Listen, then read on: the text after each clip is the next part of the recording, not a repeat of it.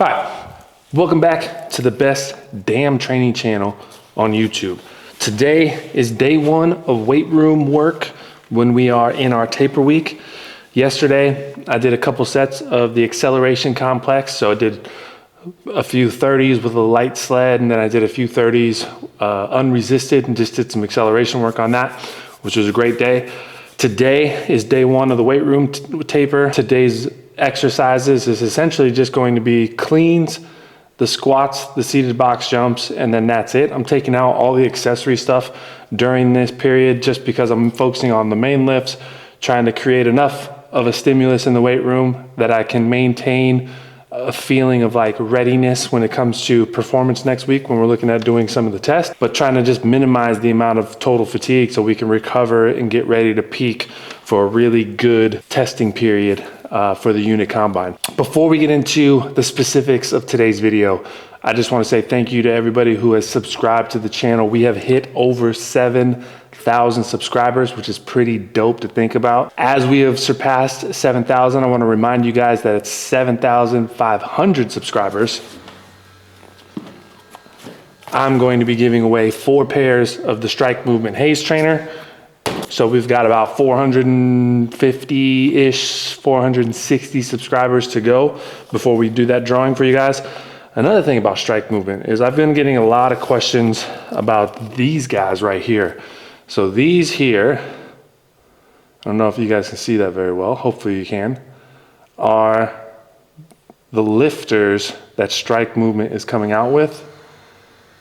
I've been wearing them and I like them a lot.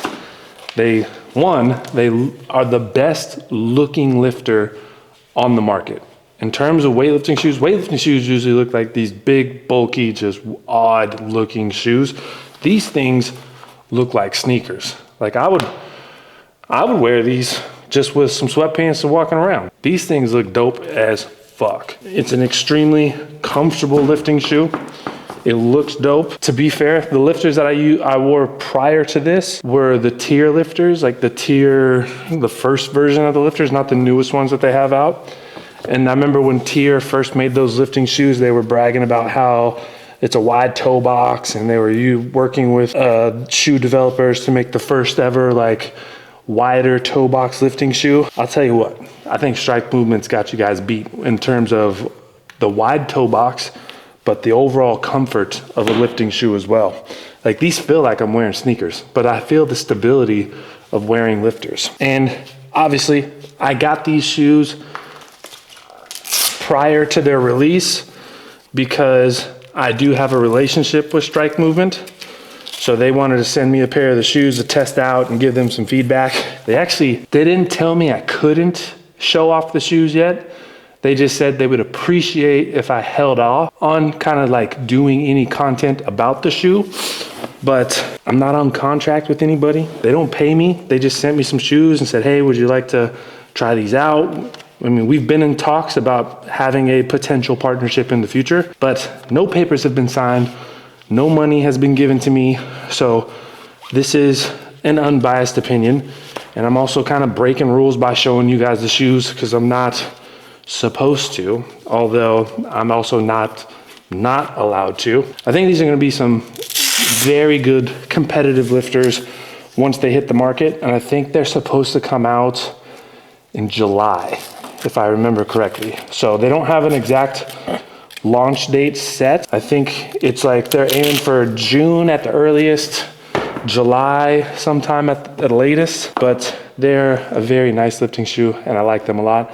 And I put the lifting shoes on because first thing we're gonna do today is some box power cleans. Gonna do 4 to 6 sets of 1, somewhere around 50%, maybe 60% at most on today's lifting, but we're gonna be around that 50% number. The goal for everything in the weight room today is things need to move fast, things need to be crisp, nothing should feel heavy at all, nothing should feel like a struggle. We're trying to just move things extremely good, maintain a little bit of stimulus, but we're here to create an environment of recovery so we can get that super compensation when we get into our testing period next week after we finish this taper week. So I'm gonna set up the box, set up the bar, and then we're gonna get after some cleans here today. All right, so since I'm in a taper week right now, I think it would be a really good idea to explain the difference between a taper and a deload.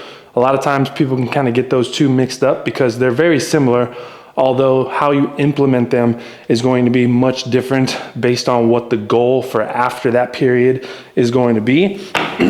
So the first thing I guess would be like when you want to incorporate a deload versus when you want to incorporate a taper.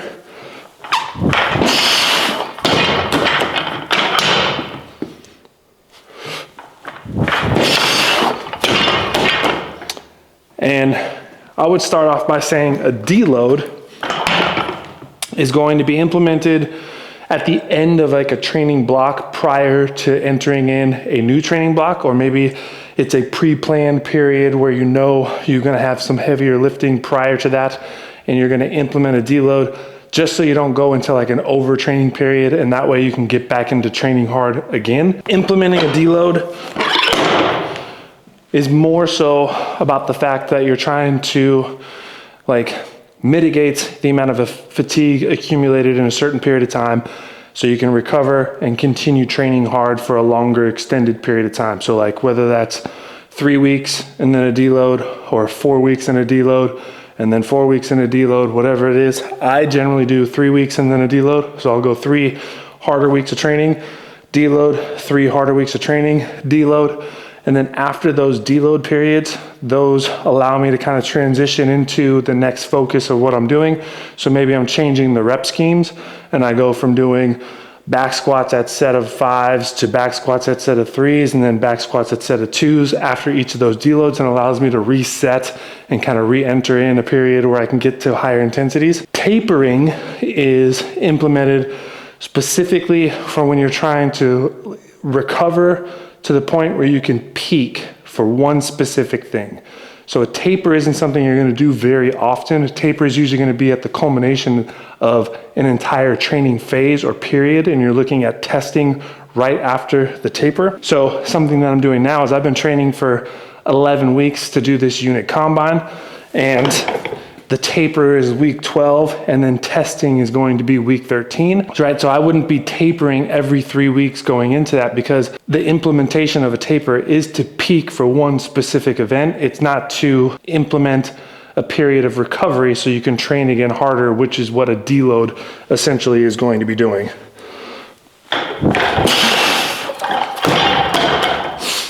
All right, so we know why we're deloading and why we're tapering. Now the question is how to deload and how to taper. Usually when you're going into a deload, you're looking at dropping volume down to about 50 to 70%, somewhere within that range. And it also depends on how heavy your heaviest sets were on the previous week.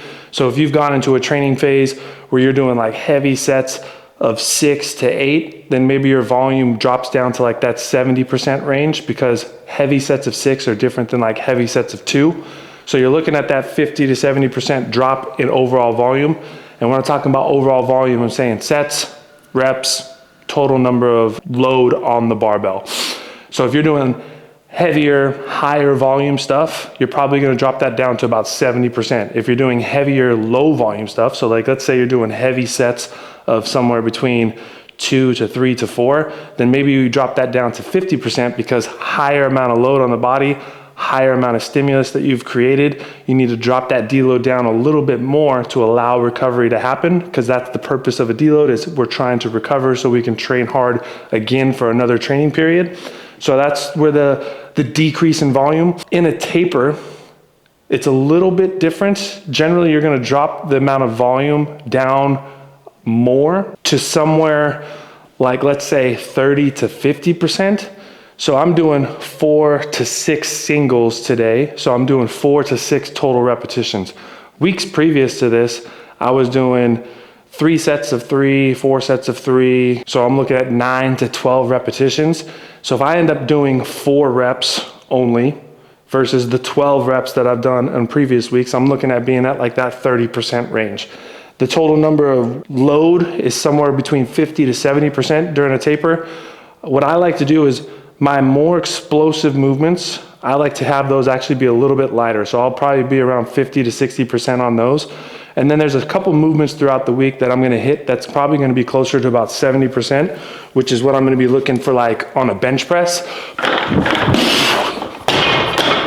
So I might build up to about 70% for a couple singles on a bench press because it's not going to really create too much fatigue for me versus doing like 70% on a back squat.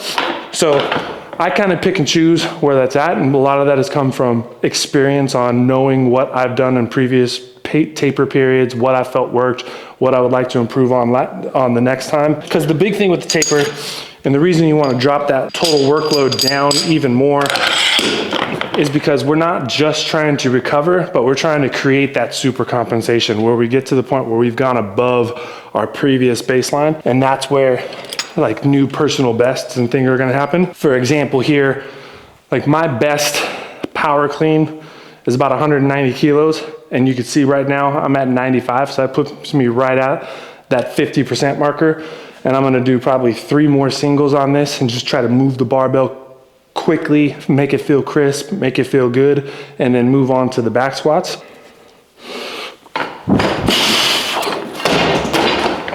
So we've gone through when to implement deloads and tapers, the how-tos, deloads 50 to 70%, tapers can get all the way down to about 30%, up to 50 to 60% on that. So generally you're gonna drop that workload down substantially more during a taper versus a deload. Having pieces of intensity stay within the week to allow that kind of CNS readiness to remain.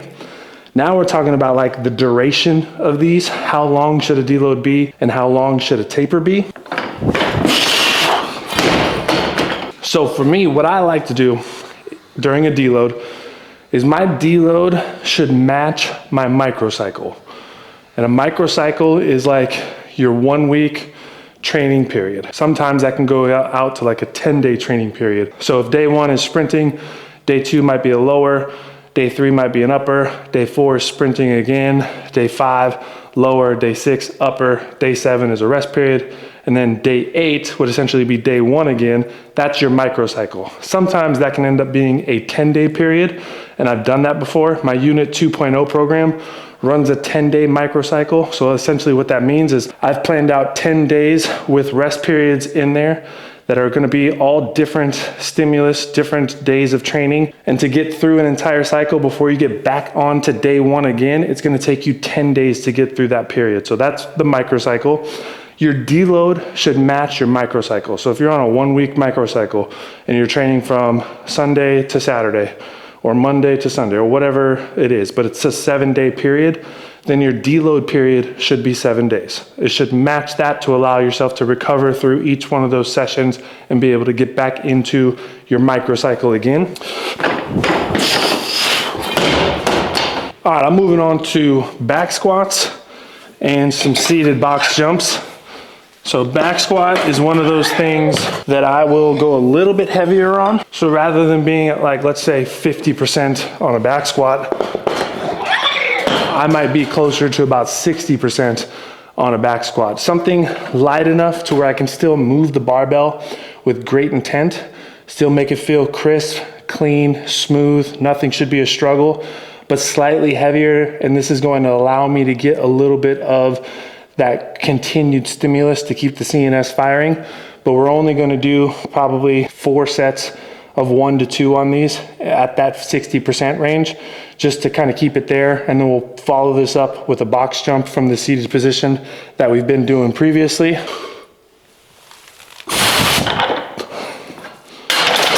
So we'll go 1 box squat, straight into 1 box jump, and we'll do about 4, 5 sets on that, depending on how everything's feeling. But the goal here is to keep the barbell moving quickly, feel like you're explosive off of the box, and then call it quits after you've done a solid 4 to 5 sets on that total. All right, so I got 135 on the bar. 138 is roughly 60% of my 1 rep max, or at least 60% of what the heaviest squats that I've done during this 11 weeks has been. So we're gonna be right around there. Before we get into the first set, we'll talk about the duration of a taper. And the duration of a taper is going to be drastically different than the duration of a deload. So a deload should match the microcycle. A 1 week training cycle, a 1 week deload. A 10-week training cycle, a 10-week deload. Tapers are going to be dictated more by the ability of the athlete. So an athlete that has higher outputs, especially in the gym, is going to need a longer taper period to be able to recover from that versus an athlete or somebody who has lower outputs, especially in the gym. So if you've got a guy who is a 700-pound squatter, 700 pounds is a lot of stress on the nervous system. And you take that 700-pound squatter and put that stress on the nervous system and compare that to a guy who's a 300-pound squatter and that kind of stress on the nervous system. The tapers on both of those individuals needs to be different because it's going to take a much longer period of time to recover and try to get to that super compensation if you're a 700-pound squatter versus if you're a 300-pound squatter. So for me personally, I find like a 7 to 10 day period is generally good for what I'm doing. I've done enough tapers before throughout the 20 plus years that I've been training that I know that a 7 to 10 day period is generally going to be the best. Taper that I'm on right now is going to end up being about 8 to 9 days.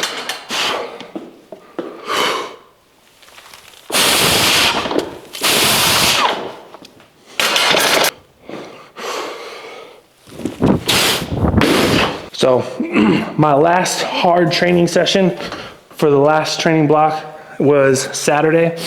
So Sunday was a rest day. Essentially, that was the beginning of my taper. Monday, I did sprints. I'm in the weight room today. I'm in the weight room tomorrow. Thursday, I'm gonna do sprints again. I'm in the weight room on Friday. Probably gonna take Saturday as kind of like a half weight room session, just kind of get in there, move around a little bit, not do a whole lot of lifting, so that even though I'll be in the weight room on day 7, that's gonna be a very minimal day, not really doing anything. I'm gonna stay off of my legs and just do some upper body work on that Saturday. And then Sunday is going to be a day of complete rest.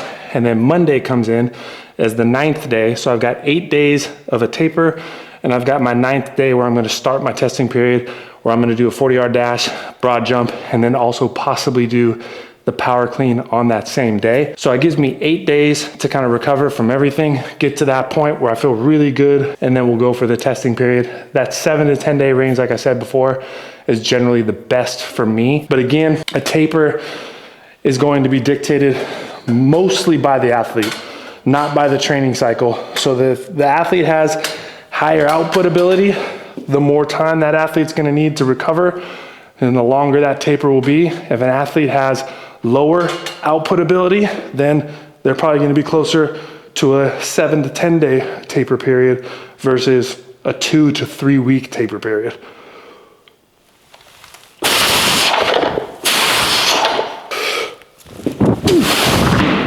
I'm being a little conservative on these jumps. There was a period of time where I hit my head on the ceiling, and I do not want that to happen today. So I'm going like 90% effort on the jumps, but I am trying to move the barbell as quickly as I possibly can today.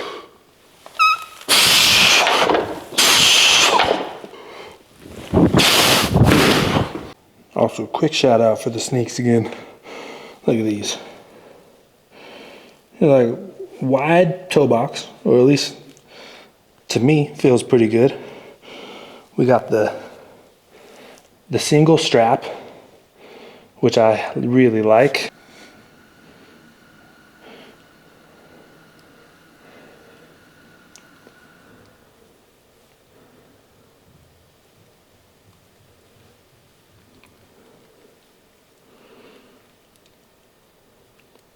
Honestly, the best looking weightlifting shoe that I've ever seen. All right, last set on the back squats. I believe this is set number 4.